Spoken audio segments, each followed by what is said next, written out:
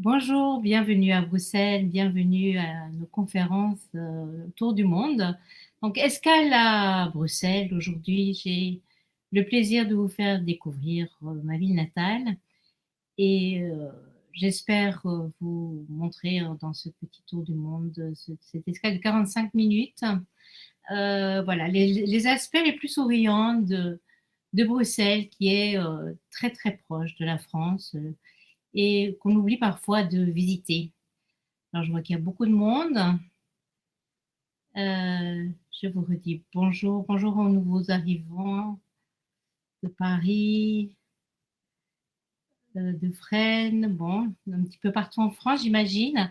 Alors, on va commencer la conférence avec cette première diapo et on va essayer aussi de montrer des aspects un petit peu méconnus de Bruxelles. Donc, ce ne sera pas une conférence très historique, très fouillée non plus, mais c'est plutôt vous donner le goût de Bruxelles et vous montrer d'abord que, contrairement à ce qu'on pourrait croire, Bruxelles n'est pas forcément un plat pays. Au contraire, il y a beaucoup de collines à Bruxelles et si vous venez à Bruxelles, si vous avez marché, vous allez vous rendu compte que ça grimpe pas mal et que en fait, Bruxelles offre des différents panoramas sur le centre, sur la grande place, avec l'hôtel de ville dont vous pouvez voir la flèche sur la droite de l'écran, et à l'écho de cette flèche, on voit cette très belle sculpture de Calder qui avait été réalisée pour la dernière grande exposition universelle à Bruxelles, qui était l'exposition de 1958. Donc là, on se situe sur les hauteurs, ce qu'on appelle le mont des Arts, c'est-à-dire en fait un endroit où se trouvait le pouvoir, les seigneurs de Bruxelles, donc les ducs de Brabant, les ducs de Bourgogne, ensuite donc les gouverneurs d'Autriche. On verra cela. Donc commençons directement euh, à parler de Bruxelles, qui est connue le plus souvent comme capitale de l'Europe. Quand on vous parle de Bruxelles, Bruxelles a dit ça, Bruxelles a décidé ça. On vous montre souvent ce bâtiment qui est vraiment le bâtiment emblématique de l'Europe. Ce n'est, on peut dire, quasiment le premier grand bâtiment qui a été construit pour abriter la Commission de la Communauté européenne, comme on l'appelait autrefois. Un bâtiment qui montre une architecture moderne à Bruxelles en 1967 et qui a été un petit peu rhabillé à l'occasion de son désamiantage. Donc un bâtiment qui ne se trouve pas dans le cœur de Bruxelles même. Et c'est là déjà que vous allez voir que Bruxelles finalement est une ville qui est restée très longtemps minuscule, hein, vraiment enserrée à l'intérieur de ses remparts jusqu'à la fin du 19e siècle. Et dans ce quartier européen, qui est l'ancien quartier Léopold, qui s'est beaucoup développé à l'époque de Léopold II, donc le roi Léopold II, le roi bâtisseur à la fin du 19e siècle, on peut voir un grand parc et donc juste à côté de ce grand parc, des choses assez incongrues, comme cette petite maison qui est maintenant la maison du concierge du parc, qui se trouve juste à l'ombre du Parlement européen. Donc Bruxelles, le carrefour de l'Europe, hein, c'est bien vrai, c'est ce qui va faire également sa richesse, son histoire. Alors, tout d'abord, bien sûr, comme toutes les villes, Bruxelles était entourée de remparts. En fait, il y aura deux enceintes. Il y a quelques tronçons de la première enceinte qu'on peut apercevoir ça et là dans la ville, et c'est d'ailleurs l'occasion d'une promenade un petit peu insolite, puisque ça et là, derrière un bâtiment, dans une cour, dans les fondations d'un hôtel, dans les toilettes d'un café, on peut apercevoir ces remparts qui datent dans leur état actuel de 1100 à peu près, et donc qui étaient des remparts qui faisaient 4 kilomètres de pourtour, de circonférence. Une ville qui a la forme d'un pentagone, comme on l'appelle, ou parfois le cœur de Bruxelles, qui est mal orientée sur cette carte ancienne. C'est pour ça que je vous ai mis une flèche sur le noir à gauche pour que vous puissiez situer où se trouve le nord. Donc, il faudrait faire un quart de tour sur la droite pour véritablement situer Bruxelles selon les points cardinaux. Mais en fait, cette carte est très parlante au sujet de la situation même de Bruxelles, puisque d'une part, vous pouvez voir qu'au sein même de ce Pentagone, donc cette toute petite ville de 450 hectares jusqu'au 19e siècle, c'est une ville qui a un centre qui est, vous voyez, très très dense, avec beaucoup de ruelles, d'impasses. Et surtout, ce qu'on ignore généralement quand on vient à Bruxelles, c'est que cette ville est traversée par une rivière importante qui s'appelle la Seine. Donc pas la Seine comme à Paris, mais la Seine, et qui est une rivière qui va former un petit méandre avec un îlot en numéro 1, ce qu'on appelle l'îlot Saint-Géry, parce qu'il y avait une chapelle qui était consacrée au Saint-Géry. Vous pouvez d'ailleurs apercevoir sur l'écran la silhouette de l'église Saint-Géry qui a été détruite et remplacée par une halle de nos jours, toujours des travaux du 19e siècle. Vous pouvez apercevoir également tout le centre de Bruxelles, donc avec ce qu'on appelle le marché, le grand marché, c'est-à-dire la Grand Place, en numéro 2, donc cette fameuse Grand Place de Bruxelles qu'on vient bien sûr découvrir. Et puis surtout, finalement, cette rivière est très importante pour Bruxelles parce que c'est une rivière qui permettait donc de naviguer vers l'Escaut via donc la ville de Malines avec donc une rivière intermédiaire qui s'appelle le Rupel. Et en numéro 3, vous pouvez constater d'ailleurs que grâce aux archiducs Habsbourg au XVIe siècle, il y a un canal qui sera percé déjà pour éviter la ville de Malines et pour donc joindre directement cette rivière à l'Escaut, ce qui permettra bien sûr à Bruxelles d'avoir un essor économique très important. Donc grâce à cette Seine, il y aura un premier petit bourg qui appartient donc à la Lotharingie. Et donc près de ce port de Bruxelles, numéro 3, on peut voir numéro 4, un quartier assez dense avec des ruelles et une église qui est le Béguinage. On va voir tout ça. Donc, toute cette zone, les chiffres 1, 2, 3, 4, on reste vraiment dans ce qu'on appelle le bas de la ville maintenant. Et à partir de là, si on va vers l'est, c'est-à-dire si on monte sur cette carte ici vers le haut, on va voir les collines, les différentes collines qui se trouvent à l'est de la ville et qui dominent véritablement la rivière, avec sur chacune de ces collines, d'un côté, on va voir donc la religion, donc le Mont Saint-Michel en 5, où il y aura donc la collégiale et puis la cathédrale Saint-Michel et Gudule. En numéro 6, c'est tout ce qui concerne le pouvoir, donc les châtelains, les seigneurs, donc comte de Louvain, duc de Brabant s'installeront là-bas. En 7, une zone toujours marécageuse, parce que Bruxelles est marécageuse, qu'on appelle les Sablons, avec également donc une grande église gothique. Et puis en numéro 8, un des endroits majeurs, mais qui n'était pas construit très longtemps, jusqu'au 19e siècle, qui était l'endroit où avaient lieu les exécutions, donc la colline du Gibet. Et vous pouvez donc voir cette deuxième enceinte qui a été construite lorsque la ville s'est beaucoup agrandie à l'époque de Philippe le Bon, donc des ducs bourguignons, et on a donc construit une nouvelle enceinte qui fait 8 km de long, enceinte qui a disparu au XIXe siècle, mais dont le dessin perdure de nos jours grâce à toute une série de boulevards qu'on appelle la petite ceinture, avec des tunnels qui seront aménagés surtout dans les années 50 pour la grande exposition 58. Donc venons-en à ces différents aspects du centre de Bruxelles. Bon, bien sûr, une vue ancienne, donc une vue qui date d'avant 1870, date à laquelle il y a des grands travaux d'aménagement qui sont donc prévus par le roi Léopold II, qui donc veut faire de la Belgique un État important. Et il y a des problèmes récurrents dans le centre de Bruxelles, qui est donc une ville d'à peu près 100 000 habitants, des problèmes d'hygiène, de choléra. Donc finalement, on va décider de faire le voûtement de cette rivière, donc, qui a disparu complètement de nos jours, en tout cas dans le centre de Bruxelles, mais qu'on peut voir donc au nord et au sud de Bruxelles, hein, une fois qu'on sort de la ville. Et donc, une transformation radicale du centre de Bruxelles, donc d'énormes travaux qui seront entrepris donc, dans les années 70 du 19e siècle et qui vont durer pendant plusieurs années avec évidemment un énorme chantier. Mais la plupart des rues ont gardé en fait le souvenir, hein, donc, de ces différents ponts et de ces masures. Bruxelles, qui dit Bruxelles, dit d'abord quelle est l'origine de ce nom. Ben, une origine celte, fort probablement. Vous voyez que je vous ai écrit Bruxella, ou comme on disait, on va voir également Bruxelles.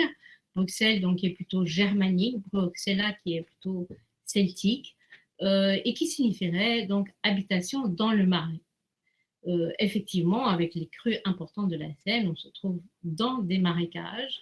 Dans ces marécages pousse surtout cette sorte de t'iris jaune, hein, qui est une variété locale qu'on trouve encore de nos jours et qui est devenue d'ailleurs le symbole de Bruxelles. Alors, il y a, qui dit eau courante, dit bien sûr trafic fluvial, mais également de l'eau pour l'industrie drapière, mais aussi pour faire de la bière. Et Bruxelles reste toujours une ville où il y a beaucoup de brasseries, de plus en plus d'ailleurs de nos jours. Il y a une sorte d'effervescence avec quantité de nouvelles brasseries qui sortent des bières de saison. Et vous voyez, donc j'ai choisi cette bière en particulier parce que c'est la brasserie de la Seine et en néerlandais qui s'appelle Zen. Un bras de cette rivière s'appelle Zinneke et Zinneke est devenu aussi, donc, en langue bruxelloise, en patois bruxellois, le nom pour bâtard, puisque qui dit carrefour dit également arrivée de quantités de personnes différentes. Et donc, à Bruxelles, on dit qu'on est tous un petit peu bâtards. Le bruxellois, le bruxellaire, comme vous voyez sur la bouteille à gauche, est une langue qui malheureusement finit par disparaître petit à petit, mais qui est une sorte de patois, de mélange fortement matiné de néerlandais, de flamand. Alors, autre particularité de Bruxelles, c'est dans l'atmosphère de Bruxelles, une bactérie, une levure particulière qui s'appelle attendez, je vous lis exactement, Brettanomyces bruxellensis, qui en fait permet la fermentation naturelle de la bière et donc qui permet de fabriquer encore de nos jours une bière particulière qu'on appelle le lambic ou la gueuse et qui est vraiment un procédé très particulier. Donc on a deux brasseries qui font encore de la bière de manière tout à fait naturelle avec les grands bacs de fermentation qui se trouvent dans les combles des brasseries et où ce sont ces levures naturelles qui viennent donc accélérer le processus de fermentation. Un autre plan de Bruxelles qui vous montre effectivement la rectification, je dirais, du cours de la Seine, puisque la Seine est voûtée. Là où se trouvent les flèches rouges, on voit qu'il va y avoir un léger déplacement de la concentration, je dirais, de l'habitation, puisque désormais, ce sont des grands boulevards, qu'on appelle les boulevards du centre, qui partent donc de la flèche noire à gauche et qui donc vont se dérouler en traversant donc, la ville du Nord vers le sud, les grands boulevards du centre, où il y a donc des concours d'architectes qui vont permettre la construction de grands immeubles. Donc l'îlot Saint-Géry va perdre un petit peu donc, son importance pour devenir un endroit où il y aura désormais donc, des constructions de halles en particulier. Le port de Bruxelles, lui aussi, va disparaître au XIXe siècle, où il y a la première étoile jaune, celle du haut, où il y a donc l'ancien fossé de la première ville de Bruxelles, donc de 1100, qui avait servi de port fluvial, et donc tout cela sera transformé pour faire une grande halle de poissons.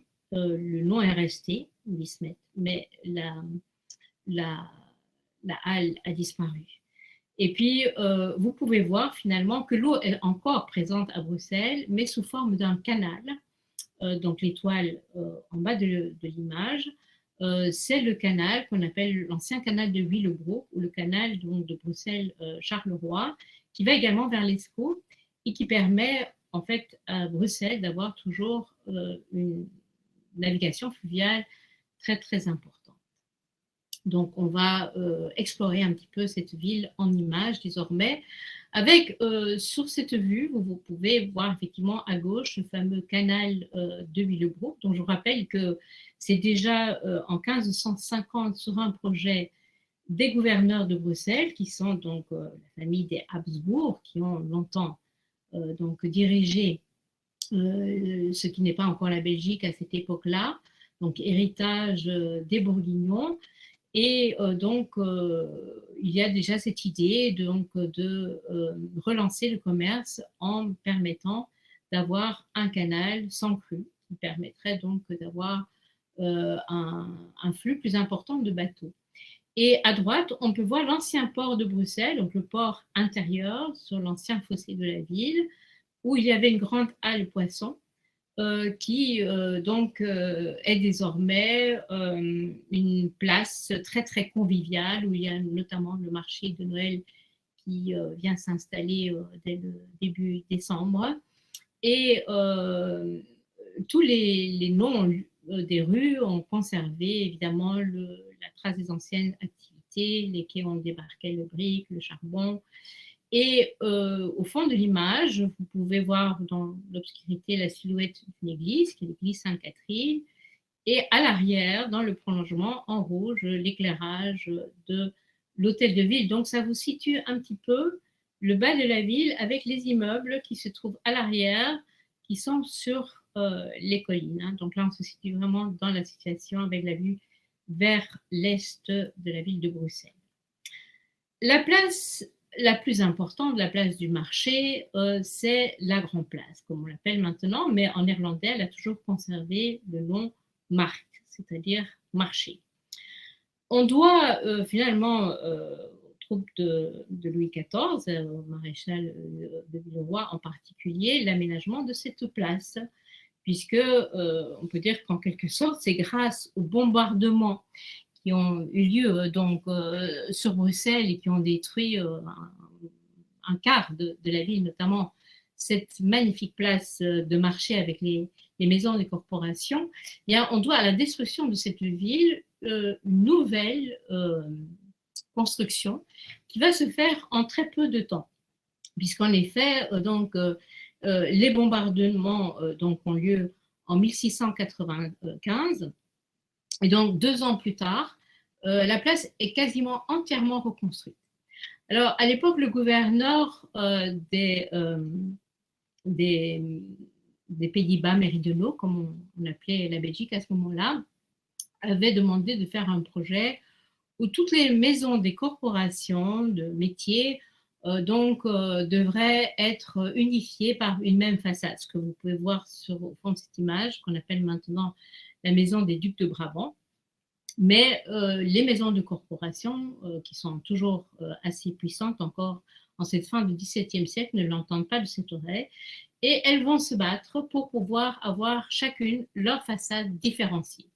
Donc sur les autres côtés de la place, vous pouvez apercevoir ces façades qui sont toutes différentes dans un style baroque, un petit peu italo-flamand, comme disait Jacques Brel, hein, donc un style baroque qui n'est pas le baroque italien, bien sûr, qui est plutôt dans l'ornementation et surtout dans la dorure, donc cette magnifique place de Bruxelles qui en fait est une place qui va changer pas mal au fil des siècles, mais qui a conservé jusqu'à nos jours cet aspect donc de la fin du XVIIe siècle. Et sur un côté de la place, on trouve le bâtiment le plus ancien qui heureusement a été préservé par les bombardements français, c'est l'hôtel de ville, qui est un hôtel de ville de style pur gothique. Hein, on a un gothique un peu tardif en Belgique. Et ce bâtiment est asymétrique. Il date du XVe siècle, mais l'aile à gauche, donc sur la gauche de l'écran également, a été commencée au début du XVe siècle. Et donc, c'est plutôt à l'époque de Philippe le Bon. Et après, de l'autre côté de la flèche, on a donc une autre aile qui, elle, date du milieu du XVe siècle. Et c'est intéressant parce que cela correspond également à deux collèges, un collège pour les nobles à gauche et puis un collège pour les commerçants, disons des corporations à droite qui voulaient également faire valoir leurs droits. Tout au sommet de cette tour de l'hôtel de ville, sur la flèche, vous pouvez apercevoir un petit cavalier, c'est bien sûr Saint-Michel, qui est le protecteur de la ville. Ça a toujours été le lieu d'un pèlerinage important dédié à Saint-Michel depuis le début du Moyen-Âge, depuis que Bruxelles existe comme ville, dit-on, depuis 979. Mais il y a d'autres saints qui viendront supplanter Saint-Michel, comme Gudule par exemple, on verra. Donc, toutes les rues aux alentours portent des noms de, voilà, des activités qui s'y tenaient, la vente des harengs, la chair et poisson, donc là il y a les boucheries, la vente du beurre, et donc depuis ces petites ruelles, on débouche soudain vers la Grande Place qui est le fleuron de Bruxelles. Mais ce qu'on ignore souvent, c'est qu'il y a quantité de petites ruelles, d'impasses qui ont été un petit peu abandonnées, effectivement, à Bruxelles, et qui sont réoccupées maintenant des impasses tout à fait charmantes, avec des maisons qui sont certes un petit peu obscures à l'intérieur, mais où on peut, donc un jour de beau temps comme ici, donc profiter voilà, de cet espace protégé au sein de la rumeur de la ville et qui permet également de montrer ce côté médiéval de la ville qu'elle a conservé au travers de son habitat, puisque si on lève le nez et qu'on regarde bien les façades à Bruxelles, on va voir qu'il y a une variété de façades absolument extraordinaires et qu'on a finalement conservé pas mal de maisons du 14e, 15e, 16e siècle, comme vous pouvez voir ici deux exemples. Donc la maison à droite qui est une maison de style roman au départ avec ses baies qui étaient arrondies et qui a été transformée petit à petit avec donc les fenêtres rectangulaires qui ont été percées. Et à gauche, une maison du XVe siècle, donc de l'époque de Philippe le Bon, avec donc le pignon à redans, qui est vraiment le style du Nord. On retrouve aussi dans les Pays-Bas, qu'on appelle aujourd'hui les Pays-Bas septentrionaux, ou le pays des Pays-Bas, avec la même architecture, donc de lits de pierre et la brique, puisque on n'a pas énormément de pierre dans la région de Bruxelles, donc c'est le matériau le plus bon marché qu'on pouvait trouver. C'était le bois, bien sûr, mais le bois, il y a des incendies. Et puis après, donc la brique surtout. D'ailleurs, on verra qu'il y aura des maisons des riches qui étaient plutôt construites en pierre. C'est un nom qu'on va retrouver souvent dans les appellations des rues steen, c'est-à-dire la pierre en néerlandais. Tout à l'heure, sur la carte, je vous ai montré près du port de Bruxelles, près du canal, il y avait donc tout un quartier qu'on appelle le béguinage. C'est aussi assez nordique et pays rhénan, donc ces béguinages où on va donc avoir des femmes célibataires, généralement des veuves, qui donc ne rentraient pas véritablement dans les ordres, mais qui faisaient temporairement un vœu d'obéissance et de chasteté, qui avaient donc leur propre maison qui leur appartenait, mais qui était toute groupée. C'était un espace qui n'était pas clos, mais les maisons étaient assez petites et donc ces dames généralement s'occupaient des soins aux malades, aux pestiférés, aux nécessiteux. Elles faisaient également beaucoup de travail d'aiguille. La dentelle de Bruxelles est d'ailleurs assez connue. Et donc, elles vivaient dans cette petite maison.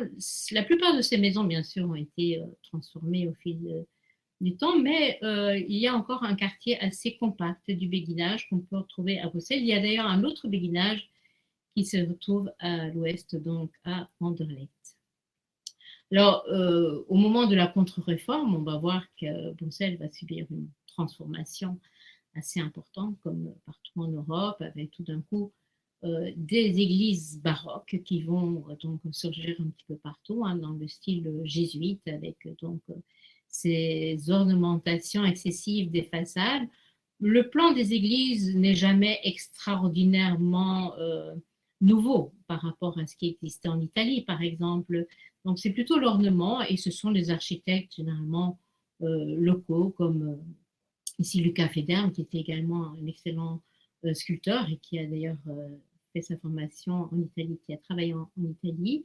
Donc là, on est tout à fait contemporain de Rubens, qui, avec d'autres peintres, va souvent apporter sa contribution picturale à ces édifices. À gauche, l'église du Béguinage, Saint-Jean-Baptiste du Béguinage, et à droite, une ancienne église hôpital consacrée à Saint-Jacques. C'est d'ailleurs une étape toujours pour le pèlerinage sur le chemin de Compostelle, qui donc va changer de nom à partir du moment où on va donc y apporter une image miraculeuse de la Vierge Notre-Dame du Bon Secours. Nous étions toujours dans la partie basse de Bruxelles, et là, on va s'élever petit à petit vers l'est, donc vers les collines. Donc, première grande colline, c'est la colline qu'on appelle donc le Mont Saint-Michel. Donc là, très probablement, dès que Bruxelles commence à se développer comme centre de commerce au 7e, 8e siècle, avant de devenir une ville en 979, il y aura un oratoire qui deviendra de plus en plus important quand on va transférer les reliques d'une sainte locale qui s'appelle Gudule.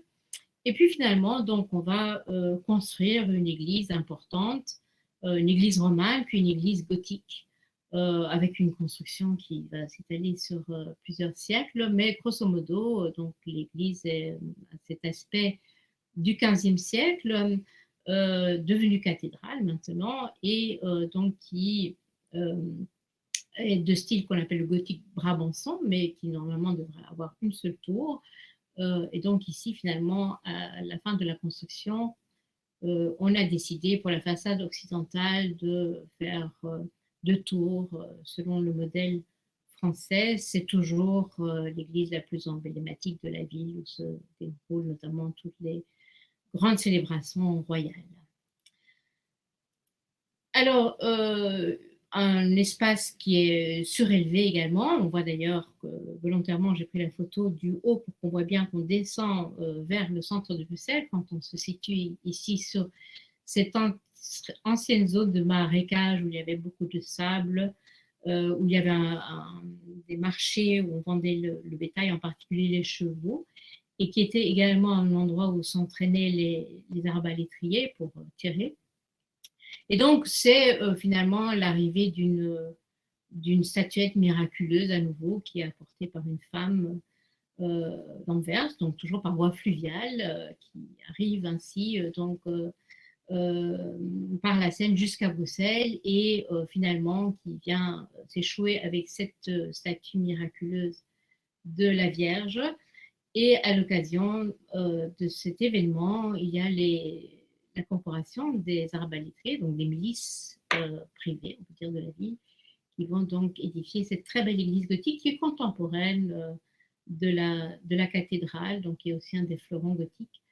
Et il y a de très beaux jardins tout autour de cette place qu'on appelle les Sablons, puisqu'il y a en fait une petite place sur la photo, et dans le contrebas derrière l'église, les grands sablons.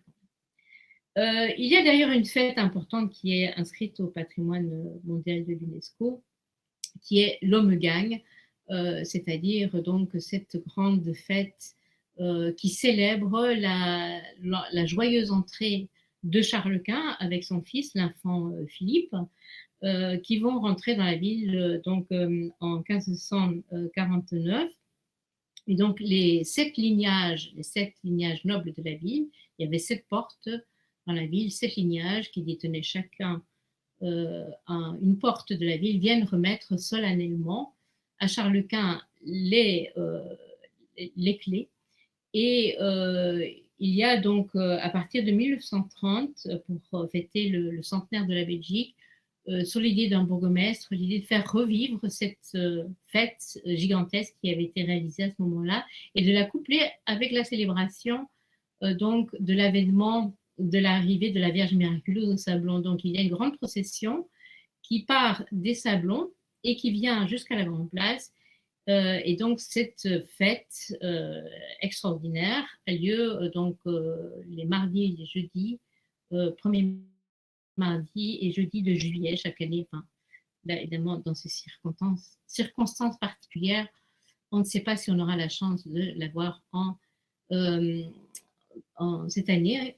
Mais en tout cas, c'est très intéressant à voir puisqu'il y a en fait tous les descendants de ces familles aristocratiques qui participent. Il y a 1400 figurants, des gonfaloniers, des joutes, etc. Donc un spectacle assez intéressant. Alors, toujours sur les hauteurs, on va maintenant se rendre vers la zone du pouvoir. Donc, on a vu qu'il y avait les comtes de Louvain à qui appartenait la ville de Bruxelles. Ensuite, ils auront le titre de duc de Brabant. Et par un jeu d'alliance, de mariage, finalement, ce sera donc les ducs de Bourgogne qui deviendront les maîtres des Pays-Bas. Et la résidence, l'ancienne résidence du XIIe, XIIIe siècle, donc va grossir petit à petit au fil du temps, donc surtout à l'époque de Philippe le Bon, XVe siècle, et puis sous Charles Quint, pour devenir finalement une sorte de château fort avec des chapelles, des salles d'audience extraordinaires. C'est là que Charles Quint va d'ailleurs habiter en 1555. Et ce château, bien sûr, est entièrement bordé de fossés, mais également d'un très grand parc qui est une réserve à gibier qu'on appelle la Warren et qui est donc maintenant le parc royal. Donc c'est d'ailleurs toujours le quartier royal, mais ce palais disparaît dans un incendie en 1761. Tout autour de la colline du pouvoir, qu'on appelle le Kordenberg, c'est-à-dire la colline ou la montagne froide, s'installent les maisons, les hôtels de maître des différents nobles qui donc sont les protégés des ducs de Bourgogne ou donc des Habsbourg avec Charles Quint. Et on a encore quelques vestiges donc de ces palais, comme vous pouvez le voir ici, donc l'hôtel de Clèves-Ravenstein, qui donc date des 15e et 16e siècles, qui a été restauré bien sûr au 19e siècle, mais qui grosso modo a conservé une façade d'époque. Et donc c'est aussi un bâtiment intéressant à voir dans le haut de la ville. Donc, tout le haut dans le haut de la ville, on va retrouver donc cet énorme ancien quartier royal qui va recevoir différents palais selon les différents gouverneurs. Au XVIIIe siècle, à l'époque des siècles de lumière, on a donc toujours les Habsbourg qui détiennent les Pays-Bas méridionaux. Et là, c'est le beau-frère de Marie-Thérèse d'Autriche qui sera nommé gouverneur des Pays-Bas. C'est un homme extrêmement éduqué qui s'intéresse à tout, hein, aussi bien à la porcelaine qu'aux sciences. Donc, il va se faire construire son propre palais, puisque je vous rappelle qu'en 1761, l'autre palais a disparu. Et donc, cette colline deviendra un énorme chantier où il y aura donc différents édifices pavillons qui vont s'élever. Et le plus intéressant, c'est bien sûr ce palais donc de la fin du XVIIIe siècle, donc avec quelques ornements encore un petit peu baroques, hein, donc un peu le style Louis XVI, et une statue de Charles de Lorraine sur la droite, mais qui n'est plus la statue originale, la statue équestre qui a disparu au fil du temps. Donc, un des bâtiments qui, encore une fois, n'apparaît pas directement quand on visite Bruxelles. Il faut aussi passer un portique de la place royale qui se trouve à côté pour le découvrir. Le bâtiment qui est le plus visible, bien sûr, dans ce quartier royal, c'est le Palais Royal, qui n'est pas la résidence actuelle du roi Philippe II et de la reine, pardon, du roi Philippe et de la reine Mathilde, mais qui est en fait simplement les bureaux, en quelque sorte, donc un palais qui appartenait surtout à Léopold II, qui a fait la plupart des grands aménagements à la fin du 19e siècle. Et on peut voir, jouxtant ce palais, donc le parc royal, le parc de Bruxelles, qui est en fait un reliquat de ce fameux parc de la Warande où il y avait la réserve de gibier. Tout près, d'autres palais, comme ici une des familles importantes qui est la famille d'Egmont. Les ducs d'Egmont et de Horn étaient donc non pas protestants, mais en tout cas farouchement opposés à l'Inquisition et au catholicisme terrible donc de Philippe II, le fils de Charles Quint, qui va lui succéder. Et donc, bien sûr, il y a des heurts importants qui vont se faire. Ces ducs d'Egmont et de Horn seront décapités sur la grande place de Bruxelles. Le palais lui-même, le palais du d'Egmont, qui était un palais du XVIe siècle, a beaucoup changé. Donc, ce palais italianisant a été remanié au XVIIIe et au XIXe siècle. Mais encore une fois, dans la ville même, on a un autre parc et ce palais un petit peu à l'écart, je dirais, des visites touristiques. Par contre, un autre palais qu'on ne risque pas de rater, c'est le palais de justice. Alors là, où qu'on se trouve à Bruxelles, on peut le voir d'abord parce qu'il est en hauteur, hein, donc sur la colline du Gibet, et surtout parce qu'il est absolument gigantesque. C'est l'architecte préféré de roi Léopold II qui a dessiné le plan de ce mastodonte, puisque rien que la salle des pas perdus fait 3600 mètres carrés. Et donc le palais lui-même fait 26 000 mètres carrés. On a dû araser des quartiers entiers pour construire ce palais, enfin les fondations, puisqu'il est sur une colline, mais il va largement déborder sur l'ancienne voie romaine et sur donc, tout un quartier assez populaire, qui est resté un quartier populaire d'ailleurs de nos jours, le quartier des Marolles où vivait Bruegel d'ailleurs. Et donc voilà, ce palais qui va valoir à son architecte le surnom de Skive architecte, c'est-à-dire espèce d'architecte de travers, on pourrait dire. Donc architecte est devenu un peu une insulte en bruxellois. Et ce palais très très lourd nécessite des restaurations. Vous voyez, il est habillé d'échafaudage depuis des années, et on peut dire des décennies, je crois depuis 1984, on a commencé les travaux de restauration. Et bon, comme en Belgique, on a le sens de l'humour, hein, donc on dit que maintenant, on doit restaurer les échafaudages. Et c'est pas une blague, hein, effectivement, la plupart des échafaudages, ils sont tellement vétustes qu'on doit maintenant les remplacer. Alors, passons à un côté un peu plus créatif, on peut dire. À l'époque de Léopold II, le roi bâtisseur, on va avoir la ville qui étouffe hein, dans son pentagone, comme on peut le voir ici sur la carte de Bruxelles, qui est bien orientée cette fois-ci. Donc, vous retrouvez au centre de Bruxelles le cœur et vous pouvez voir les noms de tous ces villages qui se trouvaient alentour des faubourgs, qui étaient de véritables petits villages avec les églises, avec des bois, etc. Donc, il y a un très, très grand projet d'urbanisation. On va détruire le second rempart de la ville pour aérer un petit peu la ville. Et donc, comme on est en train de faire les grands travaux de voûtement de la Seine dans le centre, qu'il y a des travaux, que c'est surpeuplé, qu'il y a des maladies, etc., avec le développement de la Belgique, qui est désormais propriétaire donc, du Congo, et avec la grande révolution industrielle, avec toutes les richesses qui affluent, on va donc désormais faire de grands travaux de construction. Donc petit à petit, ces différents villages seront en quelque sorte annexés à Bruxelles. Donc maintenant, c'est ce qu'on appelle la région de Bruxelles-Capitale. Mais en réalité, chacun de ces villages, qui est maintenant une commune, va garder son indépendance. Donc Bruxelles, la particularité, une ville donc de 11 millions d'habitants avec 19 bourgmestres ou maires. Donc, vous voyez que c'est un petit peu compliqué. Parmi ces noms, vous pouvez trouver des noms dont vous avez entendu parler de manière peut-être pas très, je dirais, favorable, comme Molenbeek ou Schaerbeek. qui sont donc des lieux dont on a beaucoup parlé lors des attentats malheureux à Paris. Beek veut dire le petit ruisseau, puisqu'en fait, il y a quantité de petits ruisseaux qui viennent se jeter dans la Seine.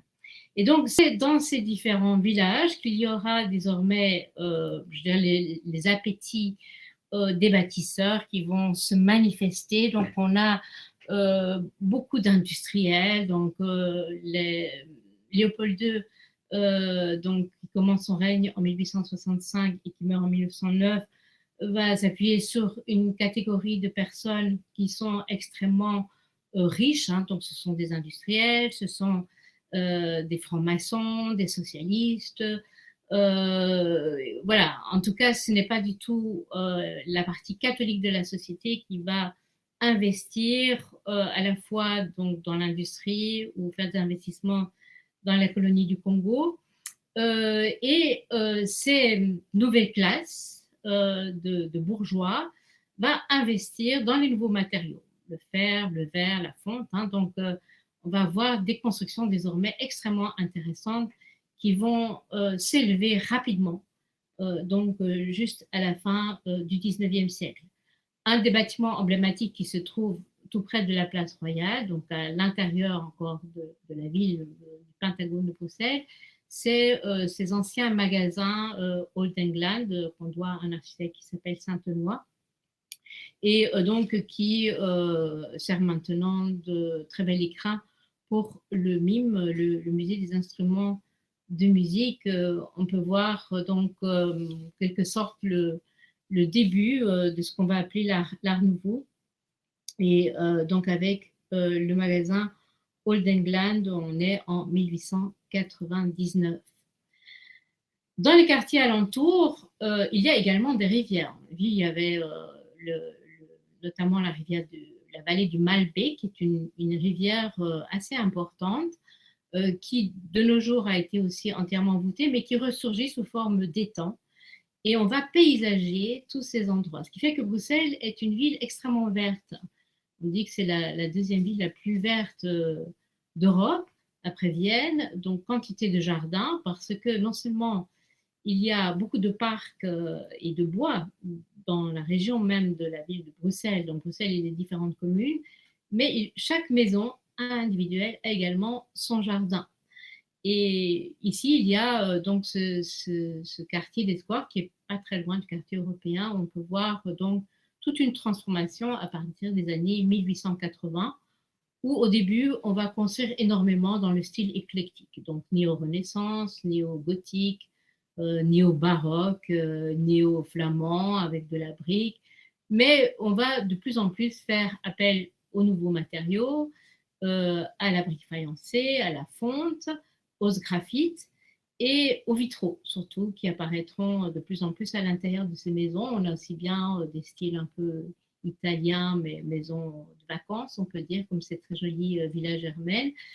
Petit à petit, va s'imposer quand même dans cette floraison d'architectes, un architecte en particulier, qui s'appelle Victor Horta, et qui, lui, va bénéficier de commandes très prestigieuses d'industriels, de banquiers, donc industriels comme Solvay, hein, qui a inventé la soude, le principe de la soude. Et puis après, il y a donc le banquier Van Etvelt, qui était administrateur également au Congo, qui donne quasiment, je dirais, toute licence à Victor Horta pour faire ce qu'il veut. Donc, il y a certains principes, avoir des salles de réunion, un jardin intérieur.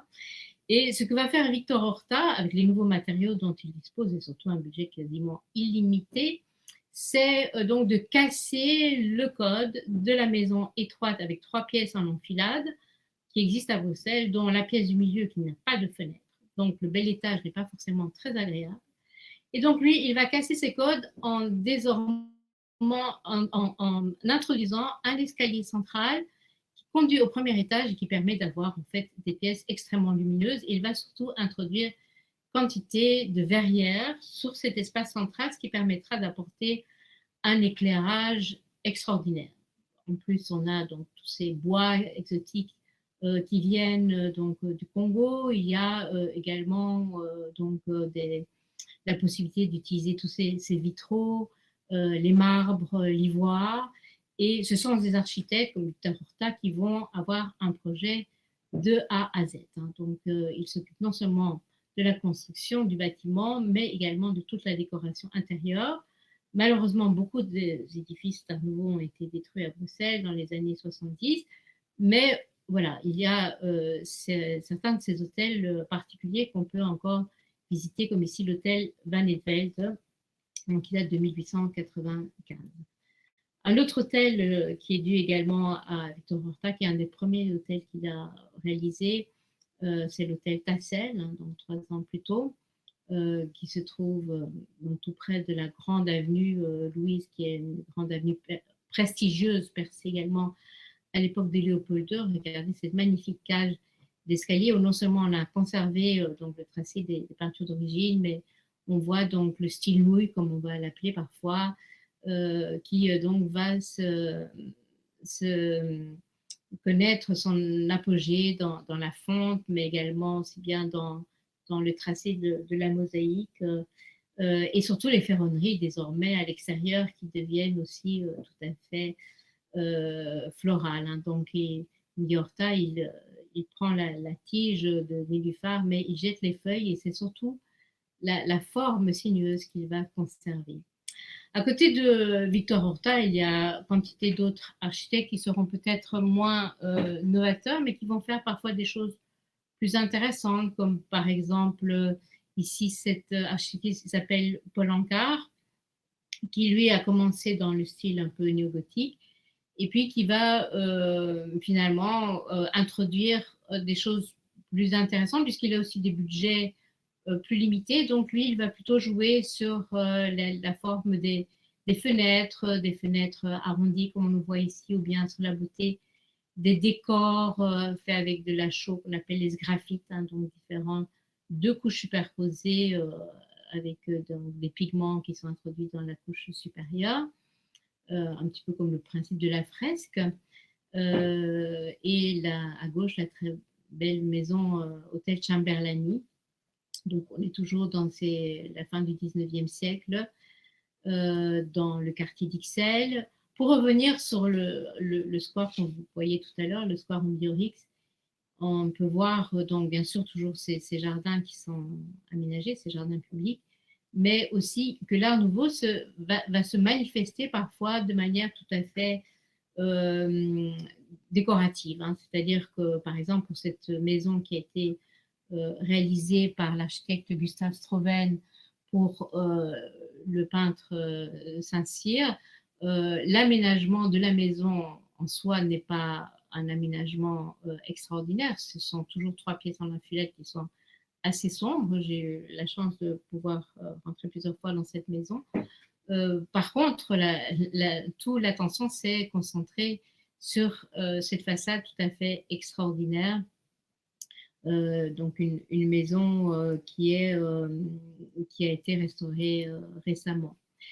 Il y a aussi, juste avant-guerre, un autre style qui va se manifester sous l'influence d'architectes qui viennent souvent de Vienne, comme ici Joseph Hoffmann, pardon, qui donc lui, voilà, va apporter ce qu'on appelle le style de la sécession viennoise et les lignes vont complètement changer.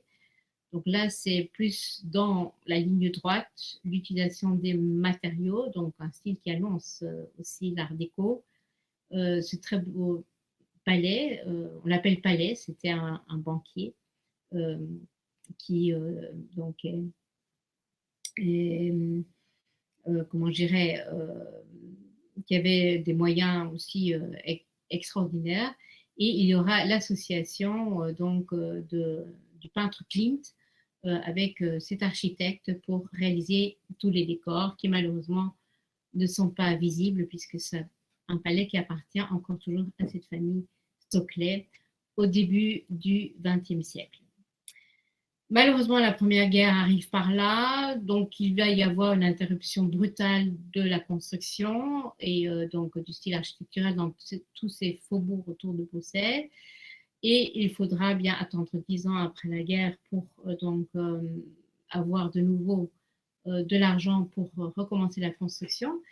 Et désormais, il y a de nouveaux projets qui sont lancés, c'est-à-dire qu'au lieu d'avoir la maison individuelle, donc, qui est tellement chère aux Bruxellois, désormais, on va vouloir lancer les immeubles à appartements, comme à Paris, mais en Belgique, ça n'avait absolument pas du tout fonctionné, en particulier dans le centre de Bruxelles. Il y a beaucoup d'immeubles, appartements qui avaient été construits dès les années 1870 et aucune famille ne voulait venir parce que les familles bourgeoises considéraient que ce n'était pas assez bien.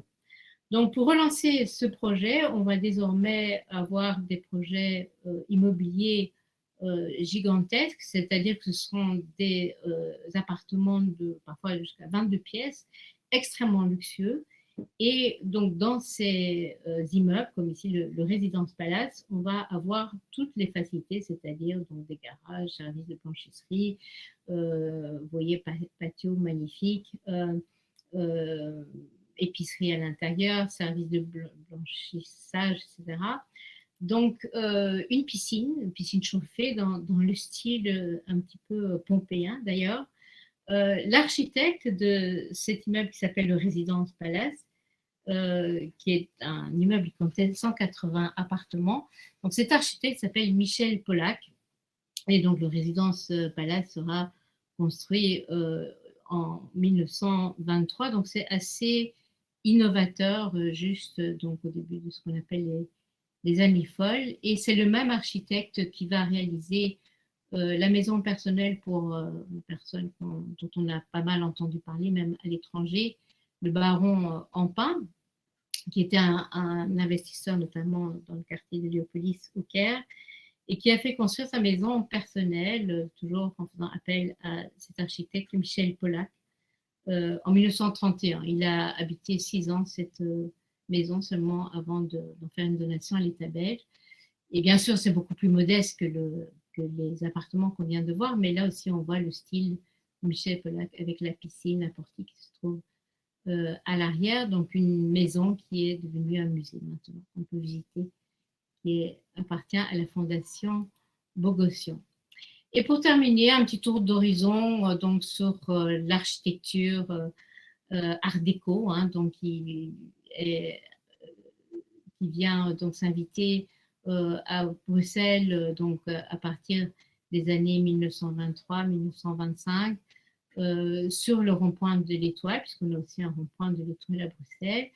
Il y a donc 7 rues et donc 7 coins qui sont utilisés pour faire également des immeubles à appartements. Donc ici, ce qu'on appelle le palais de la folle chanson, où la partie supérieure de la tour a cette branche pour rappeler les différentes rues qui partent donc de ce rond-point, qui malheureusement n'est pas assez mis en valeur parce que c'est devenu un peu un nœud routier maintenant.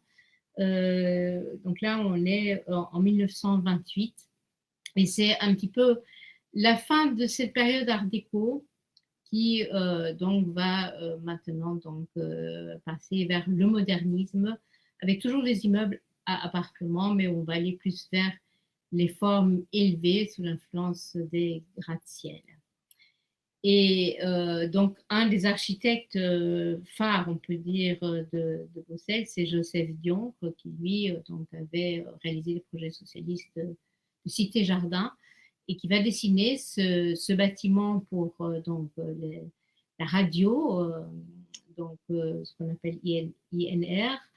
Et maintenant, le bâtiment n'est plus utilisé comme siège de la radio-télévision parce qu'il était devenu un peu trop petit pour les différents studios, mais la qualité de l'acoustique notamment est tout à fait extraordinaire. Et on est dans ce qu'on appelle là le style paquebot, on l'appelle d'ailleurs toujours le paquebot Flaget ou donc l'usine à son, qui est maintenant un centre culturel, centre de concert.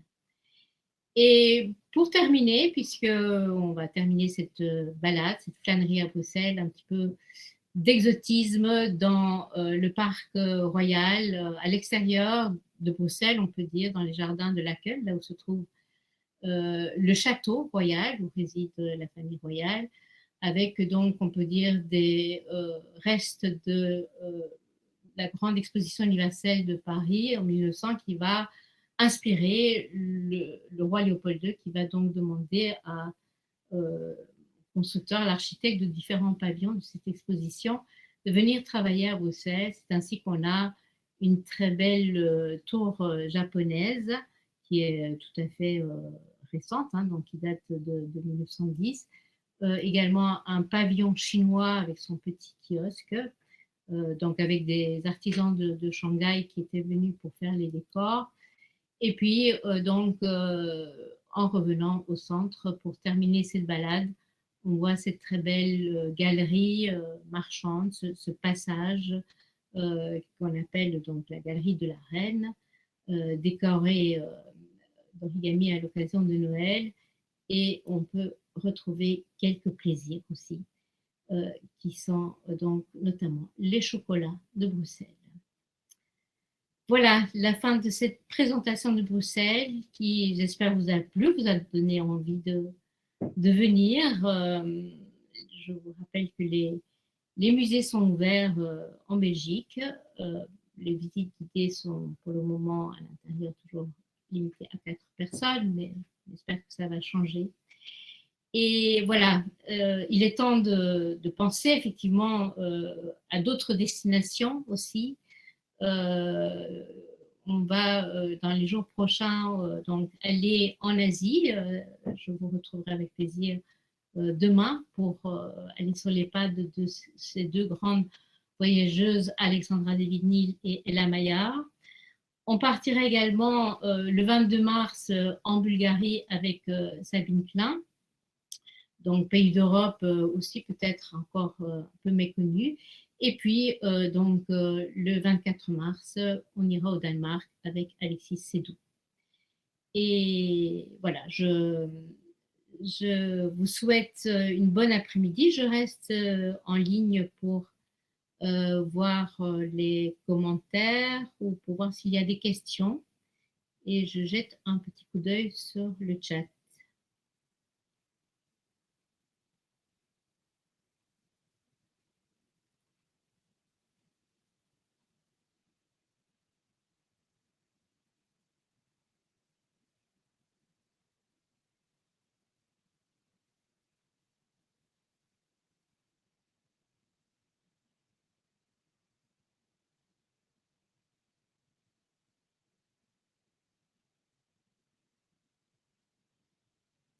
Voilà, je ne vois pas qu'il y ait de questions particulières.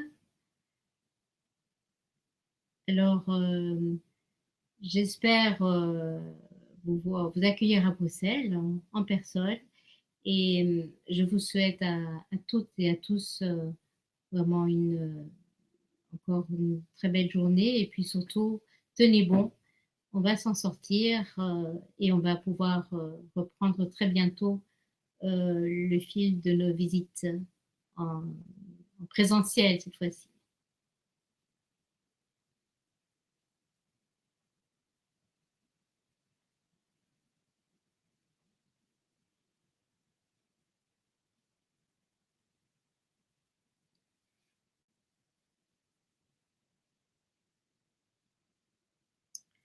Demain, pour ceux qui auront donc envie de voyager avec moi en Asie sur les traces d'Alexandra et Ella. Et puis, à très bientôt pour tout le monde. Je vous souhaite encore une fois une bonne fin d'après-midi.